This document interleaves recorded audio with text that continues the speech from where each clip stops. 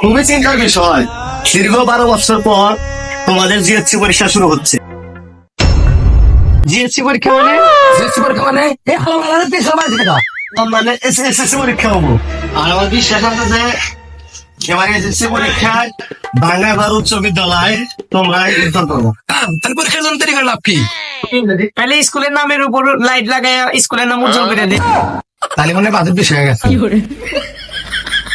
তাহলে মোমবাতি লাগায় উজ্জ্বল করে দেই। দীর্ঘ 10 বছর আমি তো তোমাদের পড়াইছি। আমার মনে হয় না পরীক্ষা হলো তোমাদের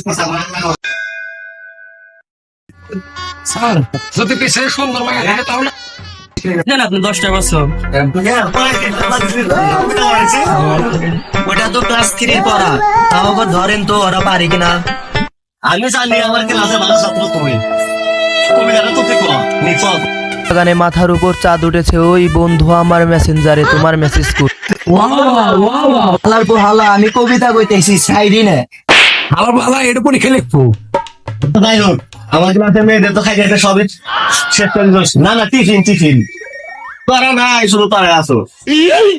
এখন তোরা যদি পরীক্ষা ফেল করো তাহলে আমার মান সম্মান সব শেষ। আর প্রাথমিক বিদ্যালয় এটা আবার কোন ধরনের নাম? আমি তোদের নকল করার পুরোপুরি ব্যবস্থা করে দেবো। আর নকল করব মানে?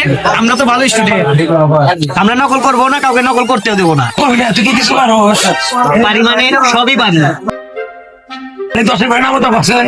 দশকে 10, টুইঙ্কেল টুইঙ্কেল লিটল স্টার, পরিমণের লাইভে 10 মিলিয়ন লাইক গান 100। তোরটা তো ঠিকই হলো, কিন্তু মাঝখানে ভূমিকম্প কথা ঠিকই আসলো। যাই হোক, তোমাদের কেন্দ্র মানে অনেকক্ষণ ধরে আমার পিছন চলতেছে, মনে হয় কোনো অঘটন বুঝবো। গঠন করবো মানে তোর পিছন চুলকাইতেছে, তুই মলম লাগা। পরীক্ষার আগে এসব উল্টা পাল্টা কথা কসকে পিছন একদম পিছন বাইরে চলে দেখতে নেয়। কেমন আছেন বন্ধুরা? আশা করি ভালো আছেন। এই পরের ভিডিওটা কেমন হয় আপনাদের সাথে আমি আসতেছি, সবাই আমার জন্য দোয়া করবেন। আমি পরে এবার আমার আর সুন্দর সুন্দর ভিডিও নিয়ে আসবো আপনাদের মাঝে।